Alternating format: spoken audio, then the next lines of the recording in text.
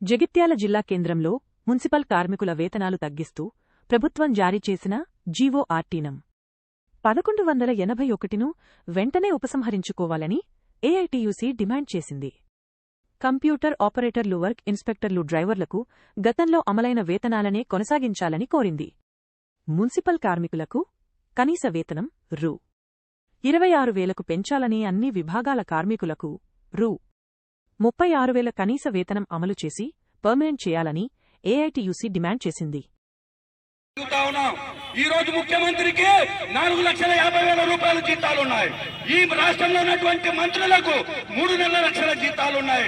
ఎమ్మెల్యేలకు, ఎమ్మెల్సీలకు 2,75,000 రూపాయల జీతాలున్నాయి. మీరేం కష్టం చేస్తున్నారని చెప్పేసి, ఏ రోడ్లు ఉడుతున్నారని చెప్పేసి మీకు లక్షలలో జీతాలు తీసుకుంటున్నారు. ప్రతిరోజు నిత్యం పేద ప్రజల కోసం నిరంతరం శ్రమించేటువంటి కార్మికుల జీతాలు తగ్గించడానికి ఏ చట్టంలో ఉంది, ఏ చట్టంలో ఉందో ఈ రేవంత్ రెడ్డి ప్రభుత్వం చెప్పాలి. ఈ రేవంత్ రెడ్డి దీనికి సమాధానం చెప్పాలని చెప్పేసి మేము తెలియజేస్తా ఉన్నాం. అందుకనే ఈ జీతాలని తగ్గించినటువంటి జీతాలని తక్షణమే పెంచి ఇవ్వాలని చెప్పేసి మేము తెలియజేస్తా ఉన్నాం. అదే కాదు, ఈ రాష్ట్ర ముఖ్యమంత్రి సెక్రటరీలో కూర్చొని 2 నెలల కింద జీతాలు పెంచుతున్న 6 నెంబర్ జీవో అని చెప్పేసి చెప్పాడు.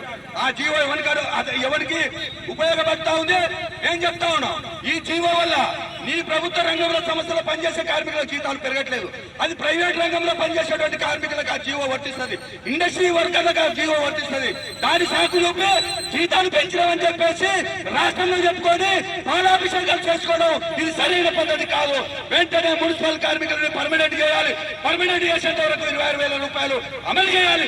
తగ్గించిన జీతాలని వెంటనే పునరుద్ధరణ చేయాలని చెప్పేసి మేము తెలియజేస్తా ఉన్నాం.